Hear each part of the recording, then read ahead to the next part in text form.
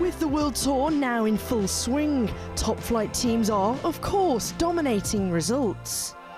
Evenepoel will take his first ever professional victory on the road in France. And behind him, Matteo Jorgensen, the man who's made Nice his home, produces his finest moment on two wheels. This means that opportunities for those teams lower down the pecking order are few and far between.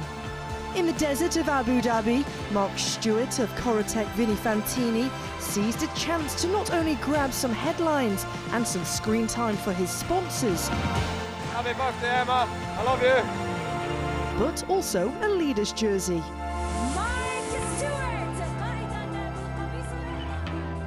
It was really fun. It was my first World Tour stage race, so to be honest, I didn't expect to come away with the jersey. It's sort of I didn't know what to expect. I've heard that the World Tour level's super high. It's definitely a contrast to racing in the UAE compared to racing in Europe. The team didn't have much of a plan. We had Marechko there, but to be honest, he sort of likes to do his own thing in the sprints. Where someone like me that has the freedom to just go up the road and attack the race and really have some fun with it was, to be honest, I felt pretty lucky. And then you got to do the podium presentations, and it exposed you to a lot of the world-class riders like Tim Merlier, and you sort of get to know these guys a bit. It was, yeah, from a lot of different avenues, I had a blast. He did a good race in UAE. Mark speak in television during the breakaway, during the race. I think the supporter is very happy for this situation, because like these things at the supporter, at the sponsor, I think is a good advertising for us, Mark. On day 3, I was doing the calculations and thought, oh, if I stay up the road here and pick up enough points, I could go into green. What I didn't realise was that QuickStep wouldn't be very happy with that, and that they really wanted the green. I mean, quite a few people messaged me after saying, wow, if you could take this green jersey, man, that would be cool. Because the black jersey, not to take anything away from it, it's a jersey, a World Tour race. But it's sort of for the breakaway guys, it's maybe for your sort of smaller riders like me, it's to give us something to go out into the race. But the green jersey, this is what the guys that are winning stages and potentially winning the race, that's what these guys are getting awarded with. So even just to be in the competition for that and to wear it for a couple of days, yeah, it only sort of dawned on me after QuickStep had a word with me and was like, enough. It dawned on me that, oh, this is actually pretty cool.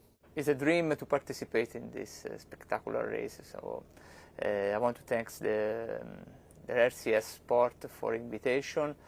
We try to honor the invitation with a good race. Team Corratec Fantini's next appearance on the World Tour came at Strade Bianche.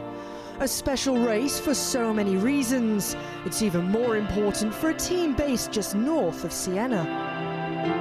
Like, for every rider to be selected for this, you can see the excitement on the young guys, even the old guys. It's their home race. Strade Bianche is, you know, it's quickly becoming one of the biggest and best races in the world. So to come here with an Italian team and see these guys' excitement, it's pretty cool. And to ride the roads today, yeah, it only got me more excited for it. This race is going to be fantastic. We did the recon last week. It's very hard today because it's different, the race, because 30k more. If I have some rider that want to go in the breakaway of the day, for us, if the breakaway is closed later, it's better. Pogacar, maybe if you want to attack in Santa Maria, I think will be a disaster.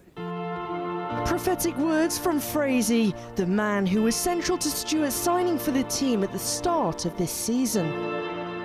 Last year I was really happy at Botanickby's Black Spot, great squad, and then in September we got the news that was folding, so it was, to be honest, it was a bit panic stations.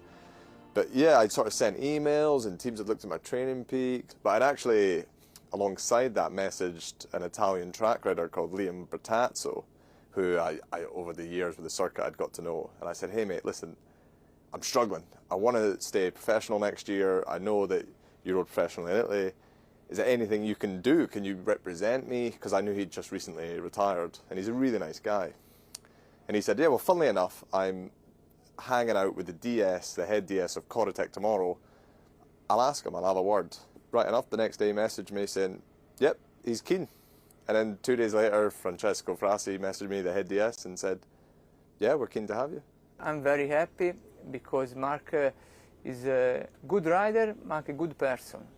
Very clever, very kind. I didn't know what was awaiting me on the other side of that plane. And I still don't, because I don't speak the language. No. They all seem lovely. And it's a crash course in learning Italian, because this team it's ingrained. They're based in the heart of Tuscany. I didn't realise how rich a history San Baronto, where the team's base is, that is over the years. So these guys are Italian through and through, and it's pretty cool to be exposed to this new culture.